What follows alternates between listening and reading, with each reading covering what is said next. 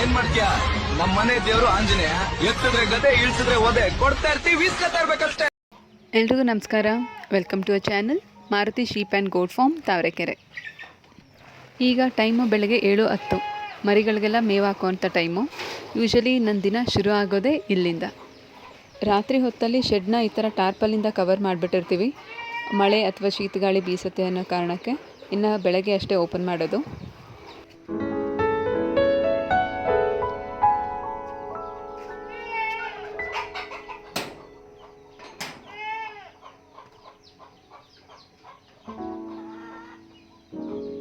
ನೋಡಿ, ಆಲ್ರೆಡಿ ಮರಿಗಳೆಲ್ಲ ಮೇವು ಕಾಯ್ಕೊಂಡು ನಿಂತಿವೆ.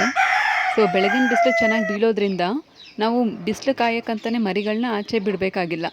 ಬೆಳಗಿನ ಜಾವದ ಬಿಸಿಲು ಈ ಕಡೆ ಮರಿಗಳಿಗೆ ಸಿಕ್ಕಿದ್ರೆ ಇನ್ನೊಂದು ಕಡೆ ಮರಿಗಳಿಗೆ ಸಂಜೆ ಬಿಸಿಲು ಸಿಗತ್ತೆ. ಒಂದಷ್ಟು ಕೋಳಿಗಳನ್ನ ನಾವು ಶೆಡ್ ಒಳಗಡೆ ಬಿಟ್ಕೊಂಡಿದ್ದೀವಿ. ನೋಡಿ ಎಲ್ಲ ಹೆಂಗೆ ಗೊಬ್ಬರಗಳನ್ನ ಎಳೆದು ಬಿಟ್ಟಿದೆ. ಇದು ಪೇರೆಂಟ್ ಸ್ಟಾಕ್, ಅಂದರೆ ಮೊಟ್ಟೆ ಇಟ್ಟು ಮರಿ ಮಾಡುವಂಥ ಕೋಳಿಗಳು ಮಾತ್ರ ಇರೋದು. ಮತ್ತು ಮರಿಗಳನ್ನೂ ನಾವು ತುಂಬ ಸಣ್ಣ ಮರಿಗಳನ್ನೇ ನಾವು ಆಚೆ ಬಿಡೋದಾದರೆ ಇಲ್ಲಿ ಮುಂಗುಸಿ ಮತ್ತು ಹದ್ದುಗಳ ಕಾಟ ಇರೋದ್ರಿಂದ ಒಂದು 3 ತಿಂಗಳವರೆಗೂ ಸಣ್ಣ ಮರಿಗಳು ಶೆಡ್ಡಲ್ಲೇ ಇಟ್ಕೊಂಡು ಆಮೇಲೆ ನಾವು ಹೊರಗಡೆಗೆ ಬಿಡ್ತೀವಿ.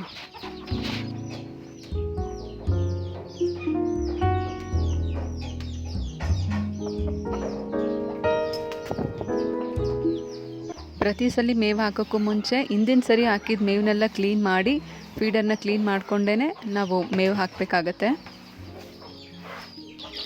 ಮತ್ತು ಈ ಕೋಳಿಗಳನ್ನ ಬಿಟ್ಕೊಂಡಿರೋದ್ರಿಂದ ಒಂದು ಅಡ್ವಾಂಟೇಜ್ ಏನು ಅಂತ ಅಂದರೆ ಗೊಬ್ಬರದಲ್ಲಿ ಹುಳಗಳಾಗ್ಬಿಡುತ್ತೆ. ಸೊ ಏನು ಕೆದಕಲ್ಲ, ಒಂದೇ ಕಡೆ ಇರೋದ್ರಿಂದ ಗೊಬ್ಬರ ಹುಳ ಆಗೋ ಚಾನ್ಸಸ್ ಇರುತ್ತೆ. ಸೊ ಹಾಗಾಗಿ ನಾವು ಕೋಳಿಗಳನ್ನ ಬಿಡೋದ್ರಿಂದ ಹುಳಗಳನ್ನೆಲ್ಲ ಖಾಲಿ ಮಾಡುತ್ತೆ. ಮತ್ತು ಗೊಬ್ಬರ ಯಾವಾಗಲೂ ತೊಪ್ಪೆ ಥರ ಹಸಿಯಾಗಿದ್ದರೆ ವಾಸನೆ ಇರುತ್ತೆ. ಸೊ ಕೋಳಿ ಎಲ್ಲ ಕೆದಕಿ ಅದನ್ನು ಪೌಡ್ರ್ ಥರ ಮಾಡಿಬಿಡುತ್ತೆ. ಸೊ ಆವಾಗ ನಮಗೆ ಶೆಡ್ಡಲ್ಲಿ ಯಾವುದೇ ಗೊಬ್ಬರದ ವಾಸನೆ ಬರೋದಿಲ್ಲ.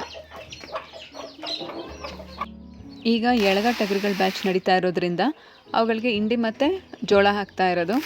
ಇವತ್ತು ಯಾವುದೇ ಸಿರಪ್ ಹಾಕೋ ಅಂಥದ್ದಿಲ್ಲ. ಸೊ ಹಿಂಡಿ ಮತ್ತು ಜೋಳನ ಮಿಕ್ಸ್ ಮಾಡಿ ಹಾಕ್ತಾಯಿದ್ದೀನಿ.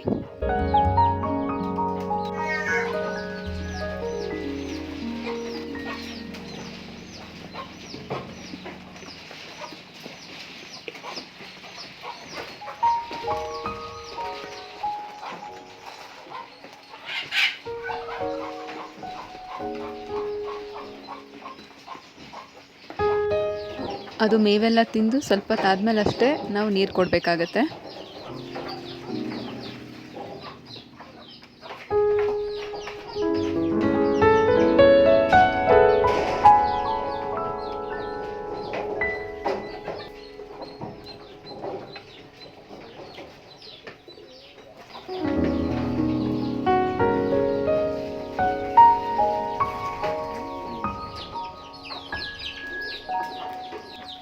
ಕೋಳಿಗಳು ಕೂಡ ಅದಕ್ಕೆ ನೀರಿಡೋ ಜಾಗದಲ್ಲಿ ಬಂದು ನೀರಿಗೆ ಕಾಯ್ಕೊಂಡು ನಿಂತಿದೆ.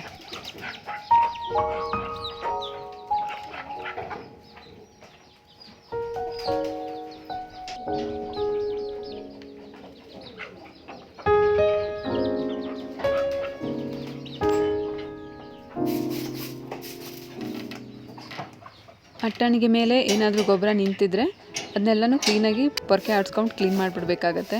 ಇಲ್ಲ ಅಂತಂದರೆ ಅದೆಲ್ಲ ಮರಿಗಳ ಮೈಗೆ ಹತ್ಕೊಂಡು ಗಲೀಜಾಗತ್ತೆ ಮರಿಗಳು.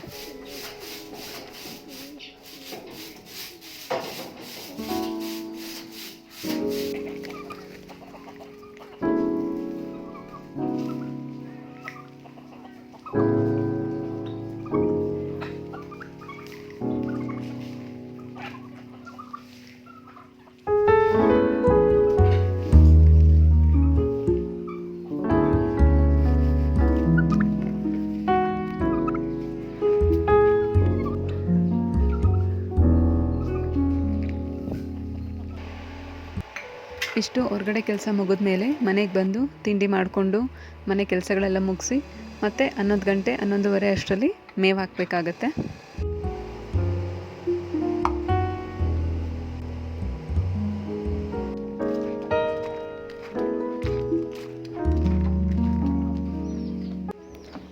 ಈಗ ಟೈಮು 11:45 ಆಯಿತು.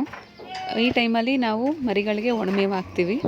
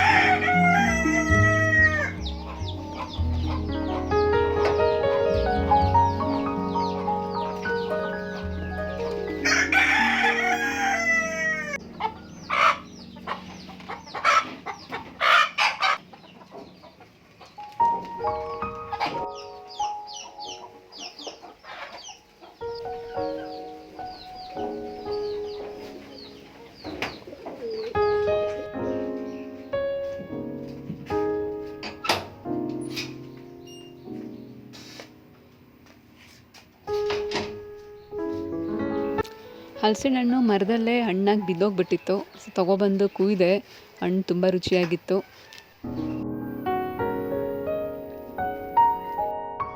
ಹಾಗೆ ಸಿಂಪಲ್ಲಾಗಿ ಹಲಸಿನ ಕೇಸರಿಬಾತ್ ಕೂಡ ಮಾಡ್ಕೊಂಡ್ವಿ. ಇದು ವಿಧಾನ ತುಂಬ ಸಿಂಪಲ್ಲೇ, ನಾರ್ಮಲ್ ಕೇಸರಿಬಾತ್ ಮಾಡೋ ಥರನೇ. ದ್ರಾಕ್ಷಿ ಗೋಡಂಬಿ ಹಾಕಿ ಹುರಿಯೋ ಟೈಮಲ್ಲಿ ಕಟ್ ಮಾಡ್ಕೊಂಡಿರೋ ಹಲಸಿನ ಹಣ್ಣು ಸಕ್ಕರೆ ಹಾಕಿ ಚೆನ್ನಾಗಿ ಹುರ್ಕೊಬೇಕು. ಅದಾದಮೇಲೆ ನೀರು ಹಾಕ್ಕೊಂಡು ನೀರು ಕುದ್ದಿದ್ಮೇಲೆ ರವೆ ಸೇರಿಸ್ಕೊಳ್ಳೋದು. ಇದಕ್ಕೆ ನಾರ್ಮಲಾಗಿ ಹಾಕುವಷ್ಟು ಸಕ್ಕರೆ ಬೇಕಾಗಲ್ಲ. ಹಲಸಿನ ಹಣ್ಣು ಆಲ್ರೆಡಿ ಸ್ವೀಟ್ ಇರೋದ್ರಿಂದ ಅದು ಸ್ವಲ್ಪ ಸಕ್ಕರೆ ಹಾಕ್ಕೊಂಡ್ರೆ ಅಂದರೆ ನಿಮ್ಮ ರುಚಿಗೆ ನೋಡಿಕೊಂಡು ಹಾಕ್ಕೊಂಡ್ರೆ ಸಾಕಾಗತ್ತೆ.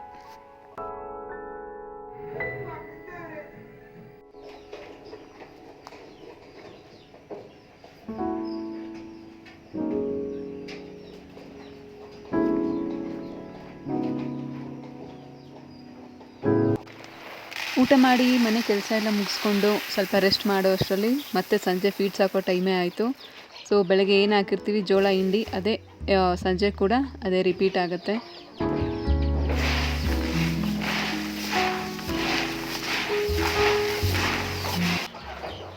ಒಂದು ಮರಿಗೆ ಇಷ್ಟಿಷ್ಟು kg ಅನ್ನೋ ಲೆಕ್ಕದಲ್ಲಿ ನಾವು ಮೇವು ಹಾಕ್ತಾ ಇರೋದು. ಈಗ ಕಟ್ ಮೇಯಿಸ್ತಾ ಇರೋದ್ರಿಂದ ಒಂದಕ್ಕೆ ಇಷ್ಟು kg ಅಂತ ಅದ್ರ ಮುಂದೆ ಹಾಕ್ಬಿಟ್ರೆ ಅದು ಬೇಗನೆ ತಿಂದರೂ ನಿಧಾನಕ್ಕೆ ತಿಂದರೂ ಅದ್ರ ಪಾಲು ಅದಕ್ಕೆ ಸಿಗತ್ತೆ. ಇಲ್ಲ ಗುಂಪಲ್ಲಿ ಚೆನ್ನಾಗಿ ಮೇಯುವಂಥವು ಚೆನ್ನಾಗಿ ತಿನ್ಕೊಳ್ಳುತ್ತೆ. ಇನ್ನು ಸ್ವಲ್ಪ ನಿಧಾನಕ್ಕೆ ತಿನ್ನೋ ಅಂಥವು ಅಲ್ಲಿ ಇಲ್ಲಿ ಓಡಾಡ್ಕೊಂಡು ಅವಕ್ಕೆ ಸರಿಯಾಗಿ ಮೇವು ಸಿಗೋದಿಲ್ಲ. ಸೊ ಅಂಥವು ಚೀಕ್ ಮರಿಗಳಾಗ್ಬಿಡುತ್ತೆ. ಅಂದರೆ ಅಷ್ಟು ಚೆನ್ನಾಗಿ ಡೆವಲಪ್ಮೆಂಟ್ ಆಗೋಲ್ಲ, ಸ್ವಲ್ಪ ಸಣ್ಣನೇ ಆಗಿಬಿಡುತ್ತೆ. ಸೊ ನಾವು ಈ ಥರ ಮಾಡ್ಕೊಂಬಿಟ್ರೆ ಯಾವುದಕ್ಕೆ ಏನು ಸಿಗಬೇಕು ಅಷ್ಟು ಕರೆಕ್ಟಾಗಿ ಸಿಗುತ್ತೆ.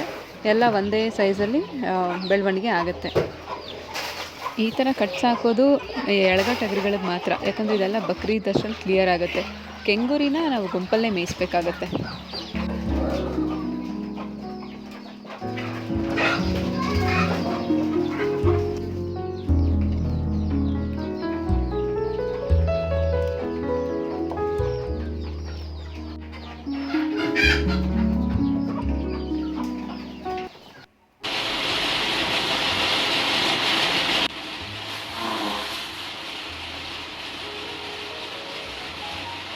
ಇವತ್ತು ಸ್ವಲ್ಪ ಹುಲ್ಲು ಹೊಡ್ಕೊಳ್ಳೋದಿತ್ತು.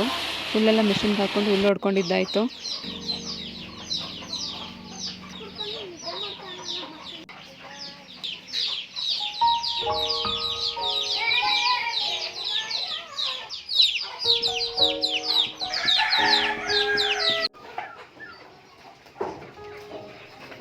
ಹುಲ್ಲೆಲ್ಲ ಹೊಡೆದಾಗೋ ಅಷ್ಟರಲ್ಲಿ ಸಂಜೆ 6:30 ಮೇಲೆ ಆಗೋಗಿತ್ತು. ಸೊ ಒಂದೇ ಸರಿ ಮೇವು ಹಾಕ್ಬಿಟ್ಟು ಹೋಗೋಣ ಅಂದ್ಬಿಟ್ಟು ಸಂಜೆ ಮೇವು ಕೂಡ ಸ್ವಲ್ಪ ಬೇಗನೆ ಹಾಕ್ತಾಯಿದ್ದೀನಿ ಇವತ್ತು.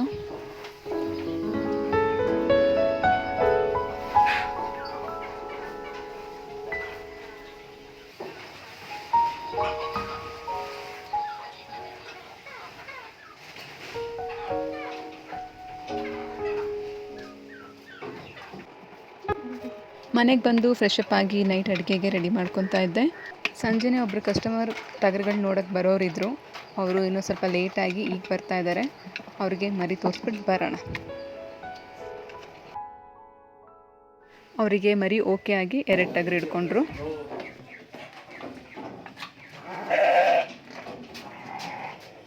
ಇದಿಷ್ಟು ನನ್ನ ದಿನಚರಿಯಾಗಿತ್ತು.